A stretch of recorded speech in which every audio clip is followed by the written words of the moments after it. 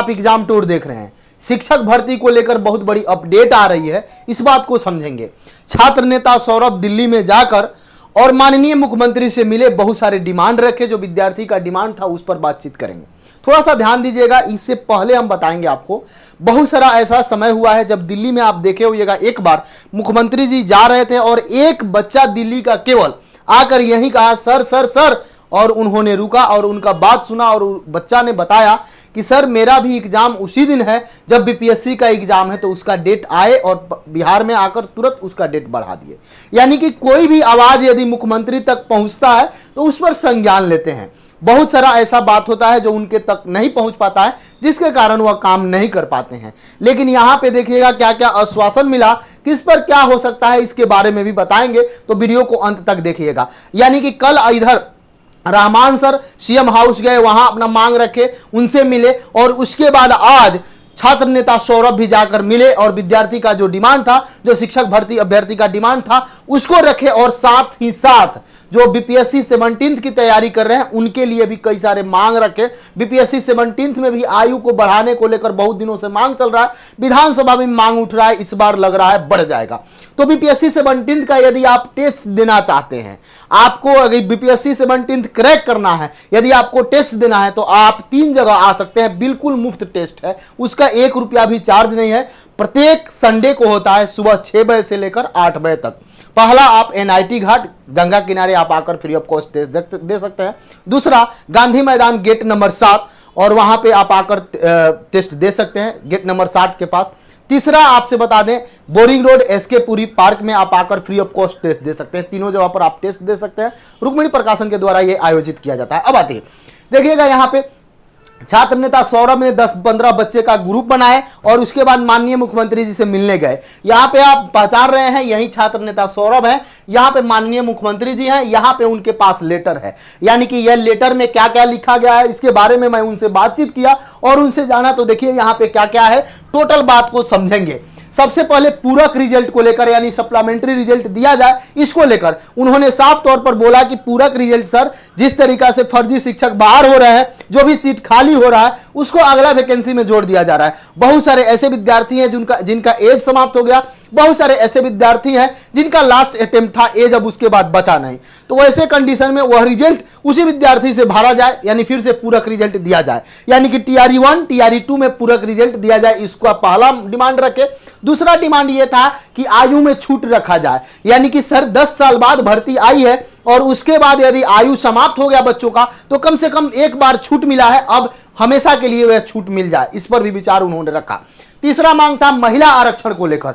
बिहार में जो महिला आरक्षण है, इसमें अन्य राज्य की महिलाएं जो घुस गई है, उसको लेकर उन्होंने मांग किया कि महिला आरक्षण पर ध्यान दिया जाए और महिला आरक्षण में जो भी अन्य महिलाएं हैं उनको बाहर किया जाए और फिर से महिलाओं का रिजल्ट दिया जाए। यह भी एक अलग डिमांड था। तीसरा बात यह कि महिला को लेकर यहां पे दिव्यांगजन के साथ जो गलत हुआ है, यानी अन्य लोग जो दिव्यांग का सर्टिफिकेट बनवाकर, जो विकलांगता सर्टिफिकेट बनवाकर जो ज्वाइन किए हैं, उनको बाहर करके फिर से दिव्यांगजनों का रिजल्ट दिया जाए, यह भी एक प्रमुख मांग था। नेक्स्ट देखिएगा डोमिसाइल को लेकर।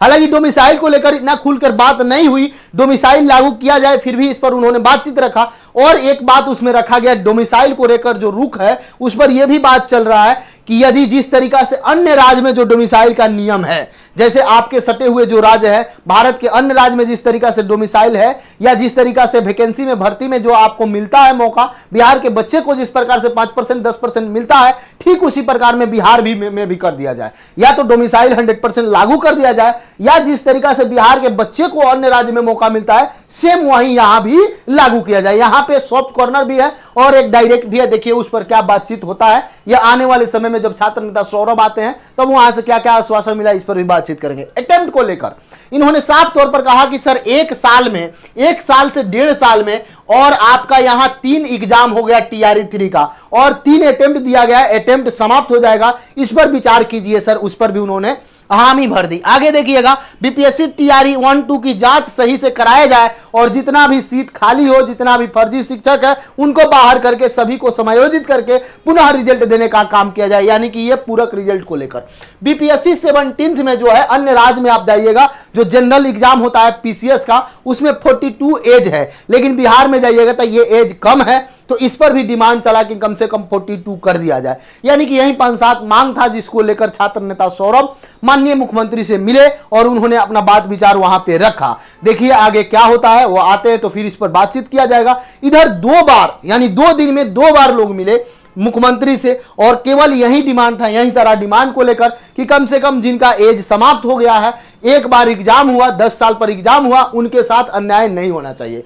पूरक रिजल्ट जिनका हक है, जो 1 अंक, पॉइंट अंक, डेट ऑफ बर्थ आदि के कारण जो छट गए हैं और उसमें बहुत सारे लोग जो फर्जी घुस गए हैं, जो बाहर हुए हैं, उनको रिजल्ट उसमें समायोजित करके दे दिया जाए।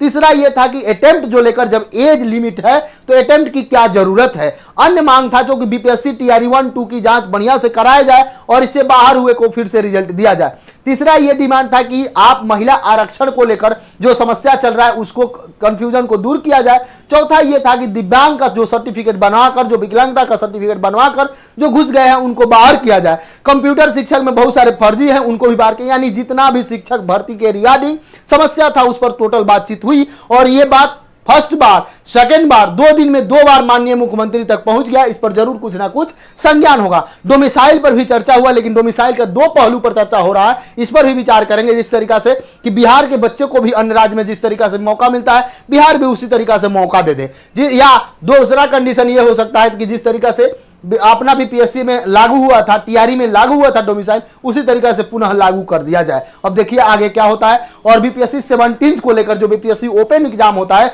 जो पीसीएस का एग्जाम होता है, उसमें 42 वर्ष एज करने को लेकर है। आप यदि एग्जाम टूर पर नए, चैनल को सब्सक्राइब कर लेंगे। आप क्या विचार रखते हैं कमेंट सेक्शन में जरूर कमेंट करें। जय हिंद।